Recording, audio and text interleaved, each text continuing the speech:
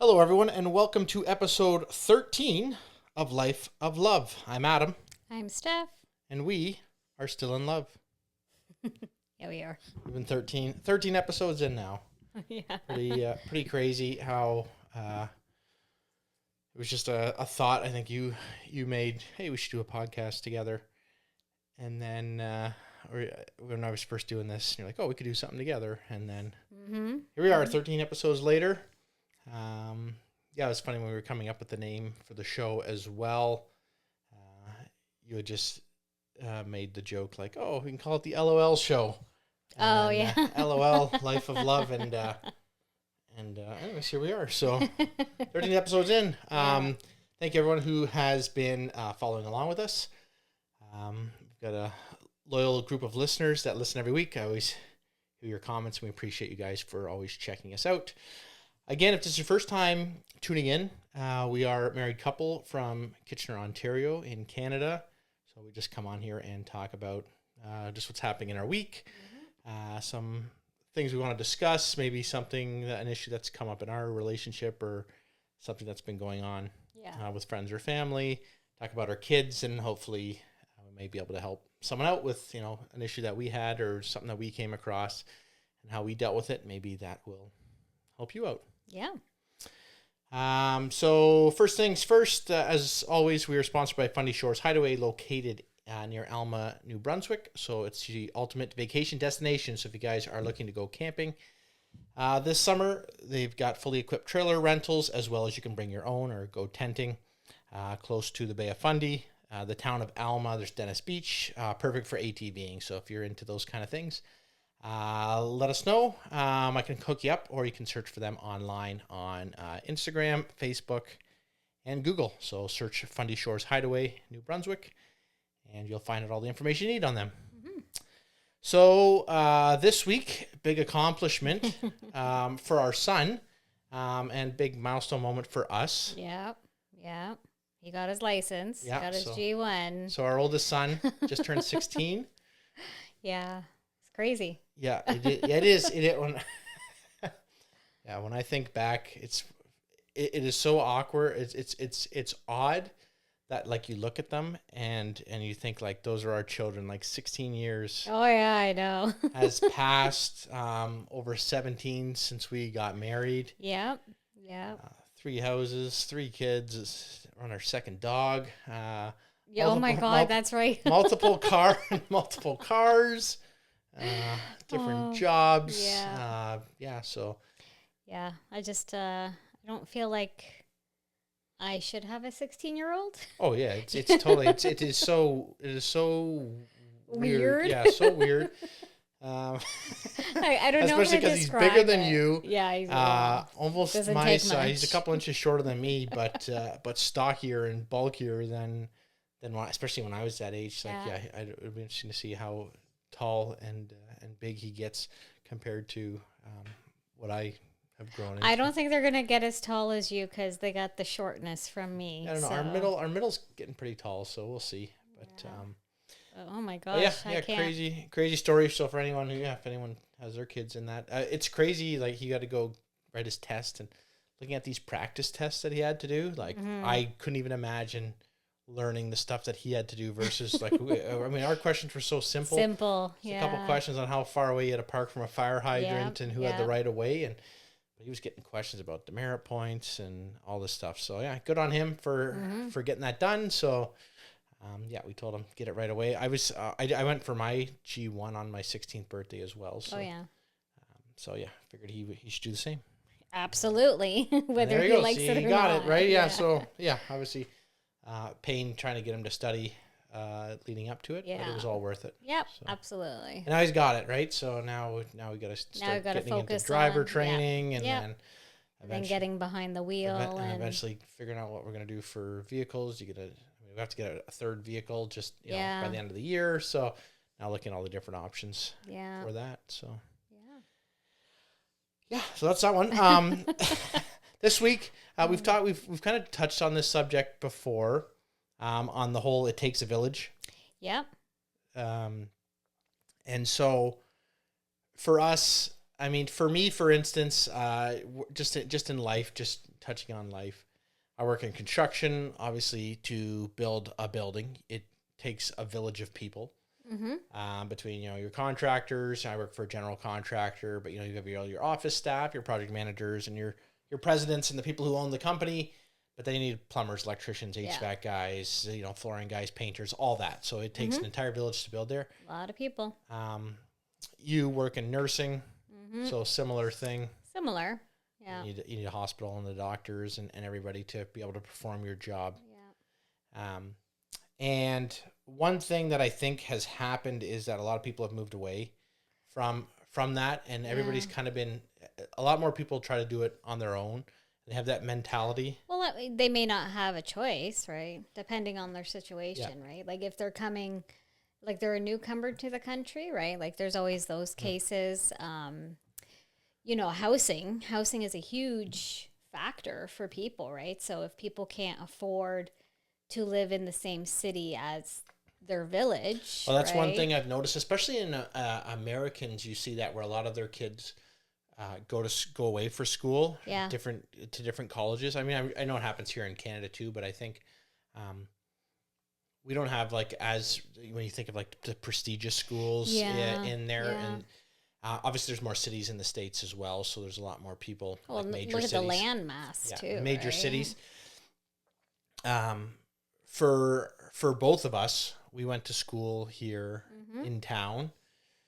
We got Conestoga College down the street, which is good, like one of the top colleges that are there. So there's no point in living out of town when you've got what's available here, right? Yeah.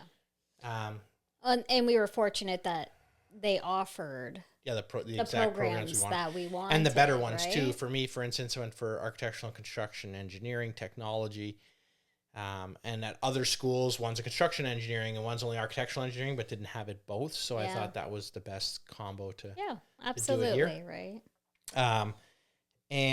But obviously also now, because of the fact that you have remote work and you've got the ability to work from wherever, or we just have the ability to be able to fly where you want to go, and that people are moving away from their families and then not realizing that the help they may need is gone all of a sudden, that they've moved away. Yep. That's just kind of just a quick overview of there. So the first thing to talk about is family as your first village. So just how some of the values and the work ethic and everything that we learned. So growing up, you come from a Portuguese family. The big thing with getting together and helping each other out. Yeah. Your parents came here. Yeah. How many years? Oh gosh, in the 70s. 40 plus, well over 40 years ago. Yeah, I'm gonna say in the 70s. I feel like 74. And they always had a tight knit thing because your aunt was already here. So no, my mom came first. So it was my dad came over on a work visa or whatever it was, and then he got sponsored because my aunt, his sister, was here, and then he worked here for a few years, and then brought my mother over after they were married, and then and then my mom started sponsoring her family, so my grandmother, my aunt, and my two uncles, so started to bring everybody over, and so it started off in the 70s and then everybody helped each other out in terms of watching their kids. Well, I think everyone lived in one house, right? So it was a small house that they lived in, but they all lived together and helped pay the bills and save up money, and then they started, moving out on their own once they were, established. But it was the whole one person comes over, kind of settles down, slowly brings people over from, back home to have a better life here and stuff. So and then for me, for instance, my family was all been here for a couple generations in this area. My mom has a sister, my aunt, and she had two kids when I was growing up, and then she had to end up having two more. So I got 4 cousins on that side. But yeah, for that, we would watch my cousins. Sometimes we'd go hang out at my cousin's place. So if we needed babysitting that way, and then obviously my sisters were older than me, so then when they got older, they helped out. Yeah. We had neighbors and stuff, and then we'd go we'd watch the neighbors' kids. So you talk about that village and helping each other out. We all had that support directly around us. Thinking about some of the situations you see people in nowadays, like single moms out there who don't necessarily have the support. And like you said, I can't live. I mean, that's a big issue right now where the housing is so expensive in our area where all of a sudden, teachers and doctors can't even afford to live in this area. So now they have to move away. So if you're, And it's a real valid fact. Like if I were to be a single mom and my income, I would never be able to do it on my own. So now all of a sudden you have to move away from your village to be able to afford, if you want to go out on your own, right? Yeah. And now all of a sudden you're starting somewhere now with greater hardships because you don't have that help, and that support or you start having to work like a full-time job and a part-time job to kind and now all of a sudden you have less time. And you think about right? whether or you got to work split shifts. So that was one thing. Like my parents growing up, they work split shifts. Your parents were the same. That they're working alternate shifts, so now they don't get to spend that time together. And then you also don't have I mean, my parents, at least weekends, we usually we had a trailer, so we were lucky that way that we could spend time that way. But you kind of lose that family dynamic growing up. That then that's just the way society was at the time. And now look at it now. I mean, even if you're working split shifts, you don't have to pay daycare. You still can't. Exactly, the cost of daycare is ridiculous. So for us, we were lucky that when you were going back after our second kid, that my mom had just retired, and we purposely lived a couple blocks away from my mom so that after school, the kids could go there, and she was. And then my mom retired, and then we were so fortunate that she helped us out. And then after our third kid, so we were so lucky. And I mean, we purposely live where we live. Yeah, over 5 minutes from less than 5 minutes from my parents, just over 5 minutes to your parents. Yep. Close to brothers and sisters and aunts and uncles and cousins. Yep. So that we have that village to help us as needed. Yes, and we are very, very fortunate. And I, when I tell other people, like my coworkers and whatnot, I started off by saying, like, I know I am so fortunate because, hearing some of their stories, I'm just like, whoa, I would like crazy, to think like the amount of things that they had to do on their own, raising their kids on their own, paying for everything on their own. And I'm just like, wow. Yeah, I was just talking with a guy at work I think he said he's paying over $2,000 a month for daycare recently. Yeah. So, I mean, we were lucky. Well, we were lucky too, talking about a village. We had, so we had a friend that we had worked with at McDonald's. Her mother helped watch our oldest for a while, so discounted right there. We were lucky just down the street from us, so it's not like we had to drive a crazy distance to drop off the kids. Where I heard one story, the person has to drive 20 minutes out of town to drop their kid off, and then 40 minutes back into town to work, and then after work drive to their house, past their house, and then back into their house.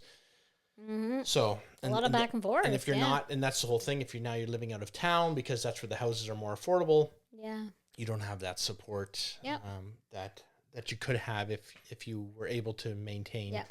100%. 100%. So next point is the role of friends as chosen family. So close friendships, helping motivate you, helping you with your mental health by being close to them so that you can, and then being around positive and ambitious people to help you grow. Yeah. So that's just as important as the village, right? Like, especially if, your family isn't around or, they're no longer living, you gotta have somebody that you can really rely on. And sometimes that's a friend, and that's okay, right? Because sometimes those friends really turn into your family. Yeah, and you've got some long-term friends you've been friends with since elementary school. And I mean, they have moved away, an hour or so away. Yeah. But even then, you guys still maintain contact and get together whenever you can. We're going on a cruise next month. Right? So and so even though you moved away, technology nowadays has made it so much easier. You don't no longer are the days that you have to pick up the phone and physically be like, hey. Well, you can just somebody. See, a Facebook post, someone went like, oh, congrats on, well, whatever. Kids, or X, I saw, or I say, I saw your kids were acting up. Hey, have you tried this? We found this, or just reaching out to be able to say, hey, anyone in your friends network on, Facebook or Instagram or something, you can say, hey, is anyone else dealing with this? Can anyone give me some help? Yeah. And that way you don't have to do it. You're not doing it alone. Yep. And then, just like mental health, you think about, so you're not feeling so lonely and just sitting there. Yeah. And it's that mental health part is extremely important. I know a lot of people will poo-poo the mental health thing, but it is so important. Sometimes for example, me, I just need to be able to express how I'm feeling, just basically sound off and then just get it off because it's just, festering. And just be able to just send a quick joke to somebody. Like I do that, right? Throughout the day or something comes up to me. Yeah. It's you don't want to hear about that. So let me throw this off to so-and-so and hey, check this out. It's pretty funny, right? And then you can just have that laugh together. Just to kind of just break up the monotony of life and work. Yeah. And so you're not on the same roller coaster. Yeah. Doing it that way. Next point to bring up is community support and networking. Mm-hmm. So mentors, colleagues, local connections, local groups, online communities, and networking events. Mm-hmm. And then also giving back to the community. Yeah. Wherever possible. So, I mean, just to talk about giving back to the community, that's kind of why we want to talk about this stuff on the show and put it out there for people, because you never know if someone's struggling. We've been through so many different things between, you had difficult pregnancy at first. Yeah. Ethan was born with club feet. Yeah. So, dealing with that as new parents, first time parents, living in a brand new house, and all of a sudden that's what you're dealing with is this medical issue with your kid. Yeah. And you talk about the community and support and dealing with talking to other parents that have that issue. Yep. And then going to community like sick kids where, you're made to feel like, hey, you're not alone. You're not alone. We see thousands of kids. We see thousands of kids with this exact condition every month. Mm-hmm. We know the exact, don't worry, right? We got you. To support you. And then we were going through all of that, just to have, your parents that would take the kids and help you out, or friends or cousins or aunts, so you could drop the kids off with and they could hang out with them for a little, just to give you that break, because you're dealing with that stress and you feel bad about what's happening happening with the kid. So talking about local groups, so you were part of an online group. So, oh my God, this group goes back way back to the days when we were planning our wedding.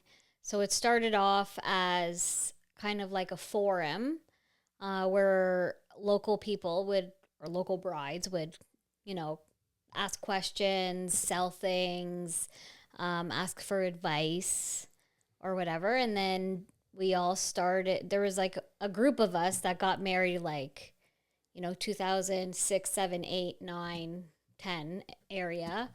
And, we all got married around the same time. And then, naturally we all started having babies around the same time.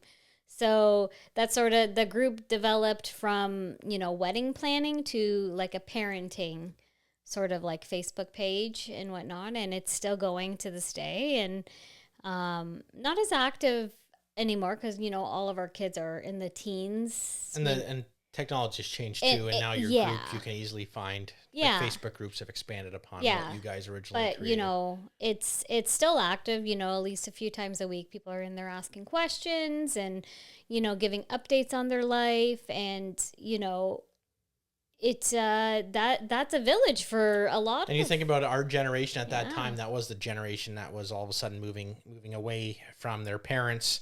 And, things were opening up, with job wise, and all of a sudden, the birth of social media and entrepreneurship and the push for all of that.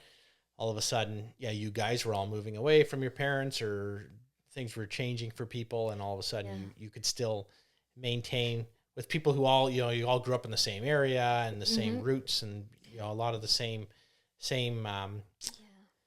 level of, what do I want to say? Like you guys, like, let's say like the blue collar worker families, like you guys were all from these up and coming. And so you guys all had a shared upbringing. That's what I was thinking. So, and from a similar community and stuff like that. So you were able to do that. And just checking what else here. Colleagues, obviously being able to friends or work friends that you could rely on. Yep. And see what's going on. Or even there. like bounce off like advice, right? Because I'm not the oldest in my workplace. I have, several nurses who are a lot older than me that have grown children. So it's even just getting that confirmation of like, oh no, this is normal. We've gone through this. You're not crazy type of thing. So. Well, it's similarly within construction. It's I always think it's funny when you've got like this 19-year-old working with 30-year-old and the 60-year-old. Yeah. And then everybody just joking back and forth and sharing life advice and because that 60-year-old guy, like his grandkids are the same age as the 19-year-old, right? So it's it's really funny when you see that. But then we're lucky, both of us, because the places that we work in, that's kind of where that's just how it is, right? You got all these varying degrees where if you go to, let's say, you're working at like a place like Google or some other tech startup, and everybody's around your same age, everybody's 30 to 40, so you guys are all learning together. You don't have those, talking about like mentors, which I mentioned, that you don't have those people to go to where like me, like, we've got like senior members, or general supers at work that you could talk to about life and whatever, and you're getting married, and then they give you kind of just like, some, a lot of times just joking pointers and advice. Stuff, but you can see, right? Like, hey, and they'll tell you, and if you have a problem, I know people who've, they've gone to them, right? They're having marriage problems or relationship problems or problems with their kids and just need some advice. And you're lucky that, you can reach out to those people in the community. And same thing, whether it's, a church group, if you've got that, or sports, anywhere, right? It's anywhere. Being able to just have that community that you can reach out to help you out and get you through stuff. So next one is overcoming the lone wolf mentality. So the dangers of trying to do everything alone and how to accept help without feeling weak or dependent. So for me, I don't know. I always wanted to do things myself and be just like in work and doing stuff around the house and just to be able to say, yeah, I did that, right? Like kind of like a macho thing. Like I do this. When you think about people and the struggles people are having right now, how much do you think that is actually equated to the fact that they're trying to do too much on their own and not enough, not seeking the help they should actually get?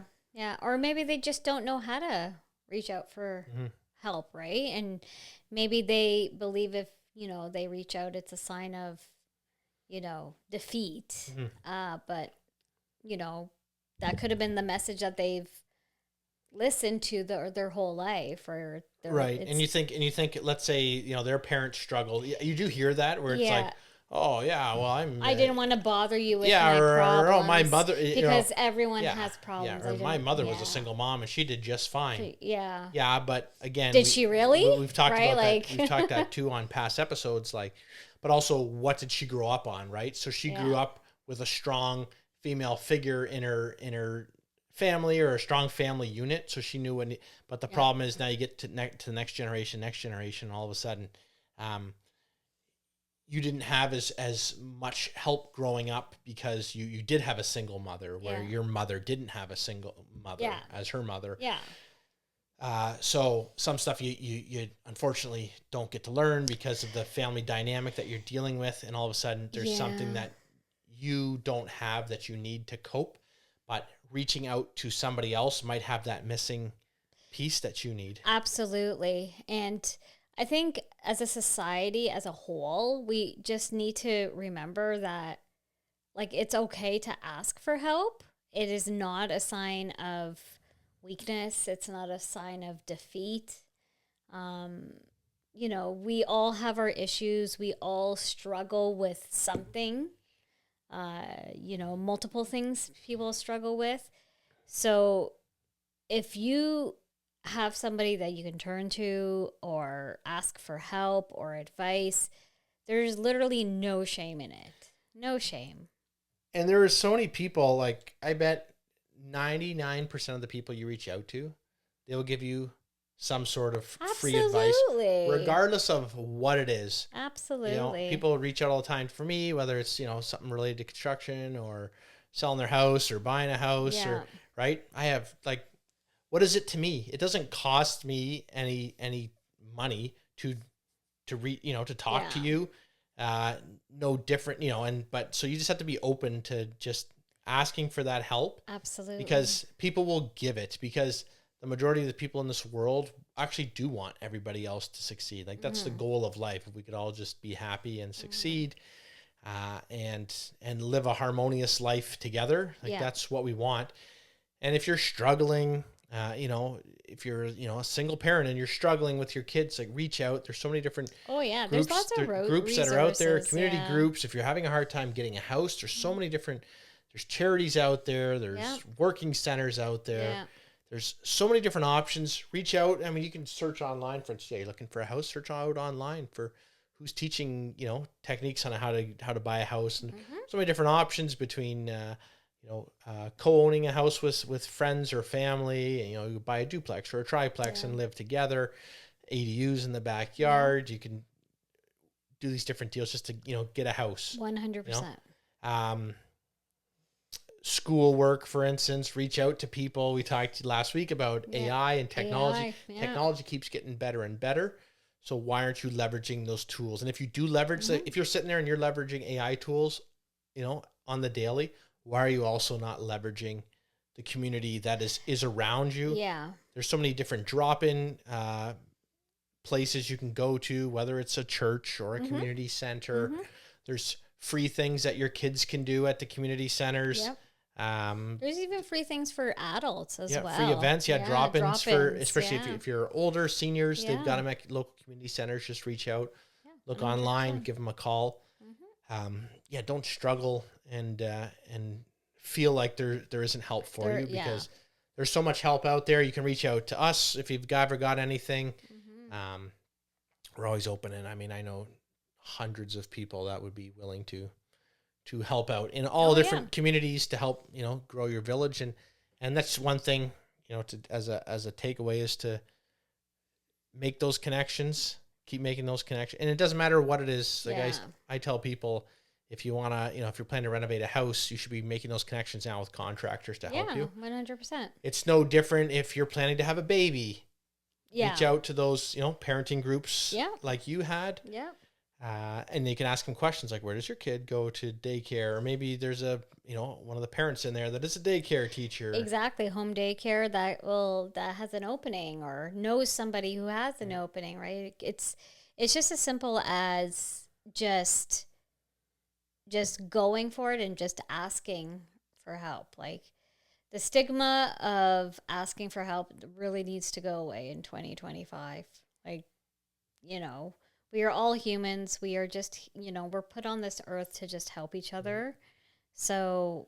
And we create more issues for ourselves as opposed to, you know, you think about the animals, you know, everybody has a job and away they go. Yeah. Unfortunately, with greed and everything that we've created here. Everything. For us, we've purposely made it hard for ourselves. Yep. And it doesn't have to be hard. And that's the thing. It doesn't have to be hard.